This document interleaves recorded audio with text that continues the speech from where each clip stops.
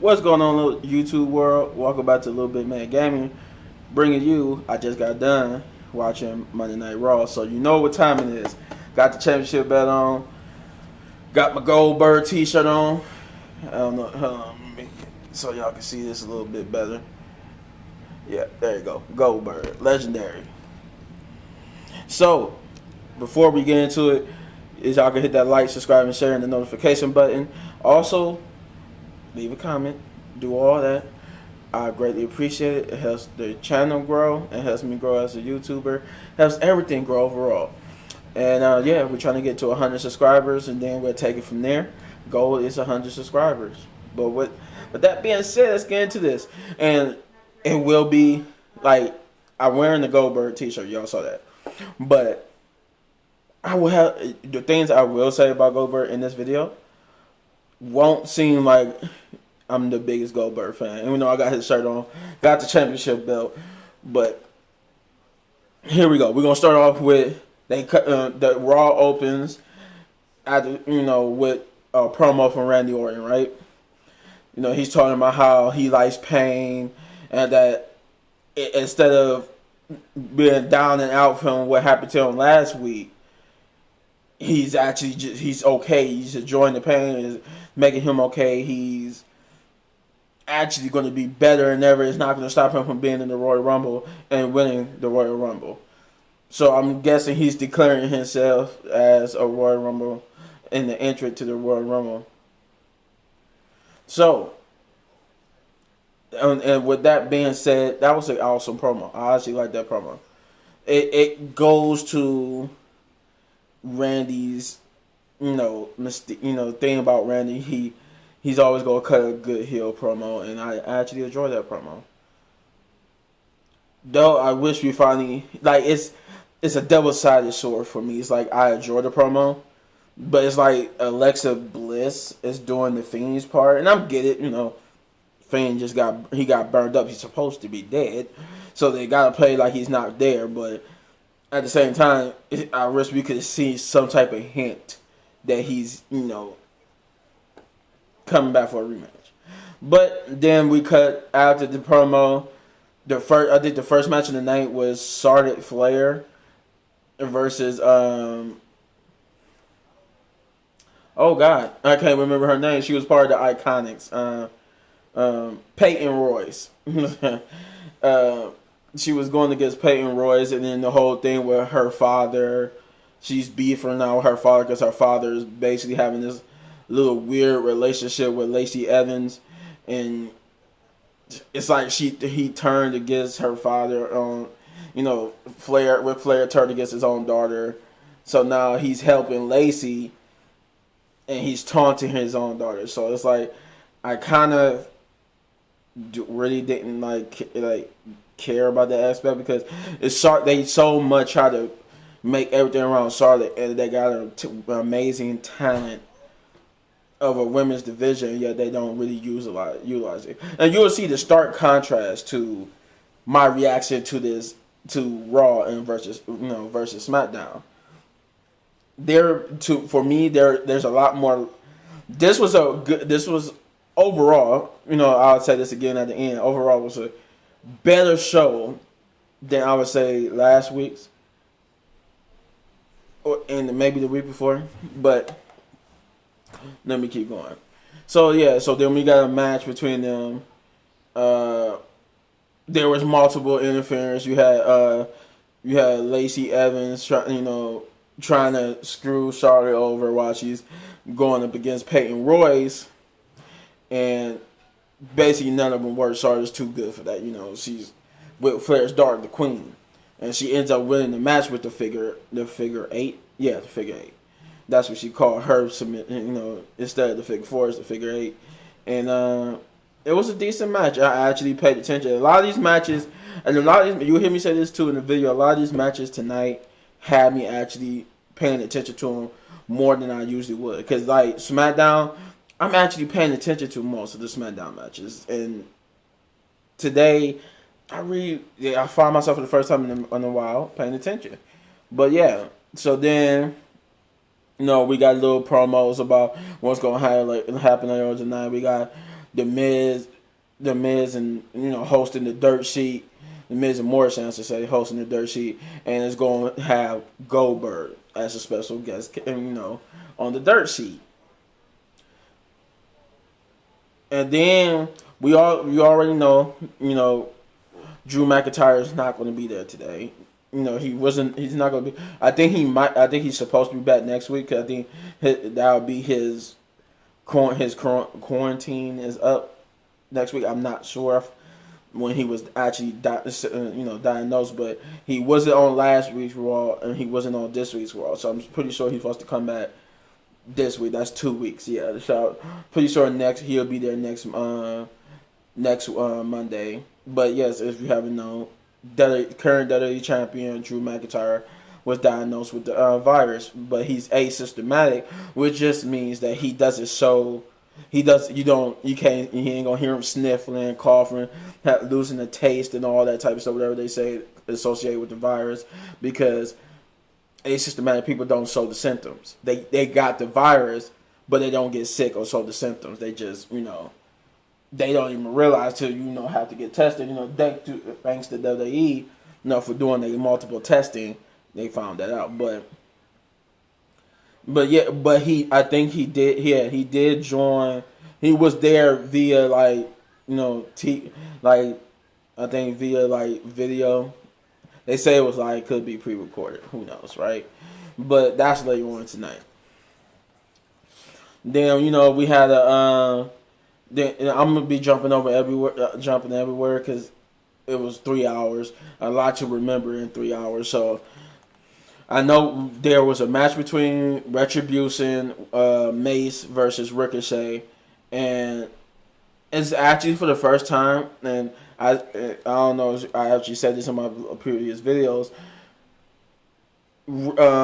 Retribution could be such more than a mid-card act if they allowed them to be dominant like they did with the Nexus. Nexus, when you got groups like Nexus, DX, NWO Wolfpack, stuff like that, they was dominant groups. They wasn't mid-card acts. They were main event acts for the most part. They had some mid-carders in that group, but they was mostly involved in the main event scene.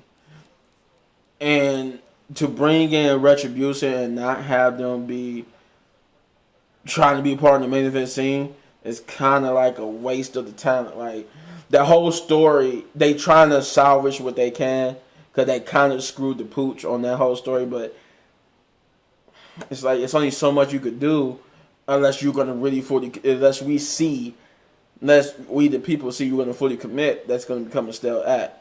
And I'm glad to see that they actually starting to commit to somewhat of them being a successful act. And the reason why I say that, because in the match tonight between Ricochet and let me just say this too before I continue with that.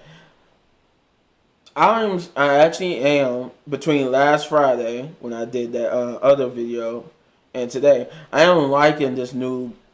I really am liking this new way they doing the intros for some people, because I noticed that not everybody had that intro, but the new way how they shooting people coming out to the ring. But I'm kind of digging it. It's kind of giving them like a cinematic Hollywood like style, even though they dropped the Hollywood theme, because it was supposed to be Hollywood this year for WrestleMania, but then they dropped it to. I don't even think it's next year's WrestleMania. I think it's the WrestleMania after next year. Yeah, I want to say was 2023. I want to say it's the Hollywood thing for next year's I said next year, but for 2023, the WrestleMania that year will be the Hollywood thing. Even though it's supposed to be in this year, they're going back to the pirate theme of this year. If you haven't been following, they released a video. They even showed it doing tonight's Raw that they announced the next 3 WrestleManias. I think we got this year with the pirate theme. Next year would be, I think it would be in Texas, because they're going big time with the Texas thing again. And then the year after that would be the Hollywood, WrestleMania. But they're still trying to build Goldberg versus Drew McIntyre. And here's my thing about this.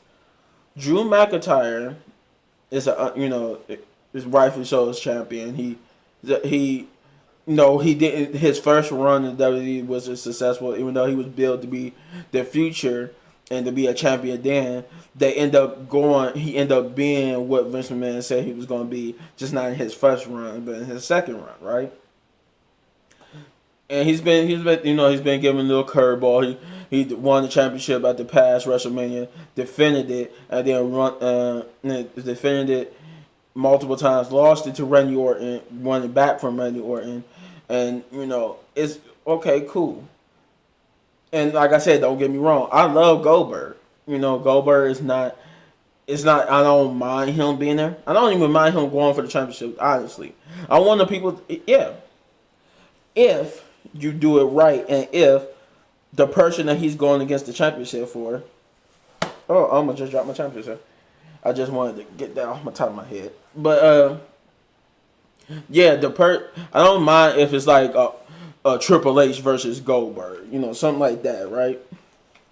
If it's Triple H versus Goldberg, I don't mind Goldberg being in the title picture, but I don't think Goldberg needed to be there. I think there is plenty of talent that they could have used. Because that's what I mean. It's a stark contrast difference between what they doing with Roman Reigns on SmackDown and what they doing on Raw with Drew. If anything, I'm more hyped for Kevin Owens versus Roman Reigns, even with the little hiccups they did in that video. And that situation in that storyline. I'm more hyped for them than I am for Drew versus Goldberg, and that's I got Goldberg t-shirt on, so why would I feel that way?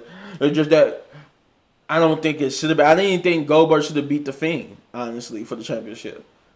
But did I mind seeing Goldberg as champion? No, but I don't think he should have beat the Fiend for it.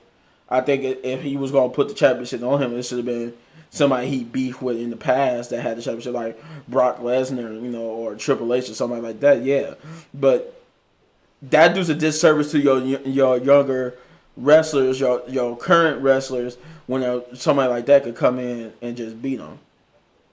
But I digress, right?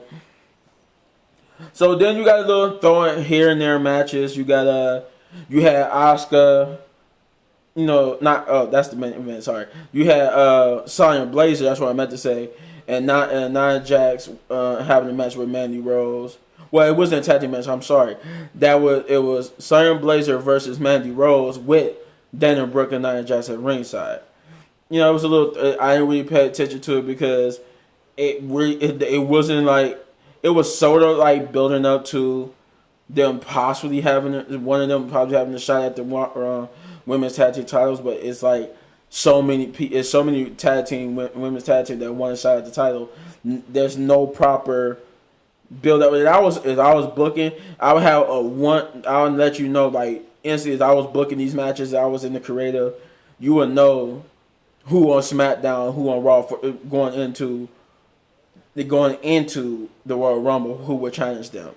And then those top two teams would fight each other just to see who will be the number one contender. That's how I would do them. If the World Tag Team Champions could go to any brand, I would have the top two teams from either Raw or SmackDown compete to be number one contenders. But overall, the match was good. But Sonya Blazer ended up winning via submission. Oh, I forgot this. Ricochet. I was talking about. I forgot the match I was talking about now. I digress so much. Who was I talking about? I can't remember. Oh God, I was trying to remember who match I was talking about after Charlotte and Peyton Royce. I know. Oh yeah, Charlotte and Peyton Royce. I don't know if I mentioned it. Charlotte won using the figure eight, and then she almost got the decision reversed because she held it on too long to make a statement. There was a Jeff Hardy versus Elias. That match was awesome, or not awesome. I would say it was. I don't know. I said awesome, but then I thought about it. That match was okay. It ended in a no DQ because Elias got involved, so it's like a little dissension. Speaking of dissension, then they got you got the Hurt Business. They got their little dissension going. Like I guess it's so many people that got dissension tonight. It's hard to keep track. But yeah, the Hurt Business, Shelton Benjamin and Cedric Alexander, they beefing within each other. They end up winning the match against Lucha House Party and Riddle. But Riddle got his payback from earlier because there was an earlier promo where he encountered the Hurt Business while they was in their business suits, and he he said something that Bobby Lashley didn't like. Bobby Lashley got mad. It was like, yeah, you know what? I think the sandals look is actually a good look, but they're not healthy for your feet. And Riddle like, what you mean they're not healthy for the feet? And he stomped on his feet. So Riddle had to wrestle with like an injured foot. They end up losing to the Hurt Business. But it was a lot of dissension there. It's a lot of maybe they might be trying to break up the Hurt Business. But like I said, we kept getting some of these brilliant cinematics. You had then you had the dirt sheet, with the Miz and them hyping the fact that there might be, their Goldberg was going to be there. Then they introduced Goldberg. Turns out they did the old fakeroo. Goldberg was not there tonight. It was actually Gilbert. If you remember, Gilbert was like the spoof version of Goldberg. For Goldberg was like big and strong and stuff. Gilbert was all scrawny and basically loses every match he was in versus Goldberg was winning every match. And then they had a fake Drew McIntyre. Everything was just to be a heel. And I know I said this in one of my previous videos about Raw. I hate when how good the Miz and Morrissey could be this annoying ass heels. Cause you hate it to listen to them because they annoy the hell out of you. But then again, it's what they're supposed to do. That's their job, right? So at that point, I was like, okay, they did what they did. They cut the promo on Miz. Basically ended it saying he's going to become the next champion. He said it doesn't matter if it's Drew McIntyre or Goldberg. He's going to cash in his Money in the Bank and become once again WWE champion. Alexa Bliss had her little Alexa's Playhouse promo with Asuka.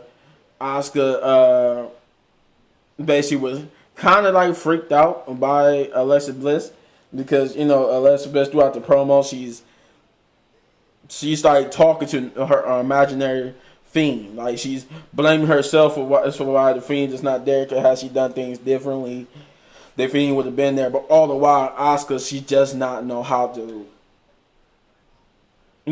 be around Alexa because Alexa is freaking her out. Then you had the Rocking Horse, they going back and forth. She telling her, no, don't sit there and stuff like that. That seat is reserved for somebody. And she wasn't talking to, Asuka. All this stuff is freaking Asuka out because she's talking to somebody that's not there instead of her. And then when she do talk to her, she said, this is not how it's supposed to be going, this and that. And then Asuka basically gets the hell out of there when the rocking chair is just going back and forth by itself. Drew McIntyre makes an appearance. He's, he cuts his promo about how, he's going to handle the Miz and Morrison, and that how when it comes to the Royal Rumble, he's going to beat, Goldberg and still remain champion. Typical babyface promo. Trying to see who else did I forget anybody? Who else had a match?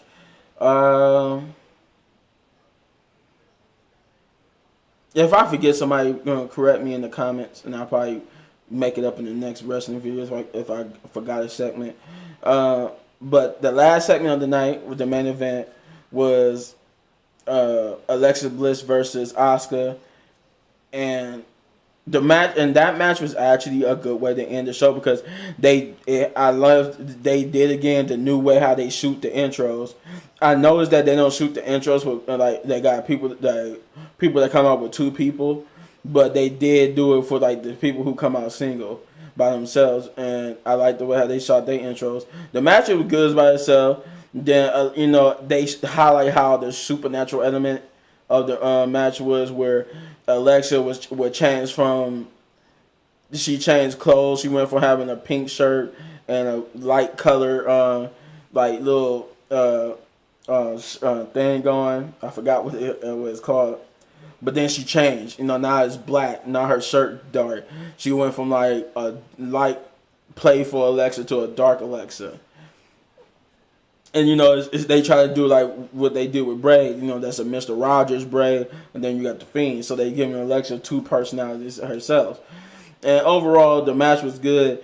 The first Alexa, the regular Alexa, the lighthearted Alexa, she was getting handled. She couldn't really do nothing with Asuka until she switched to Dark Alexa. I'm gonna call her Dark Alexa. And when she switched to Dark Alexa, all of a sudden now Asuka was on the other end of it. She couldn't do nothing with Alexa. Like she had some nice offensive moves against Dark Alexa, but it was like it wasn't phasing her. She started doing fiendish stuff, like she wasn't having no pain to it. Like her pain receptors were just set off, and she ended up beating Asuka with the Sister Abigail, and then they ended it with her going back. Nice camera work to her switching back to the other Alexa, and she ended with saying "let me in" and all that type of stuff. So overall, the show was good. I actually enjoyed it way more than I enjoyed last week's, and it was just a little bit better than last week and a little bit better than the week before that. There were some lows, but there was also some highs. There was some at certain places. With 3 hours, of course, it's gonna be certain places where it falls short. Nothing really came to building up to the besides like a couple of matches building up to the Royal Rumble. People declaring themselves for the Royal, or Alexa Bliss also declared herself for the Women's Royal Rumble. But I would give Raw 7.5 big ups just because it did what it was supposed to do, and it was a lot better than what it was the last 2 weeks. But as you got videos like that and you want more, hit that like button. Like, subscribe, share, notification, leave a comment. Let me know. To the next one, peace. Also, 100 subscribers. Peace.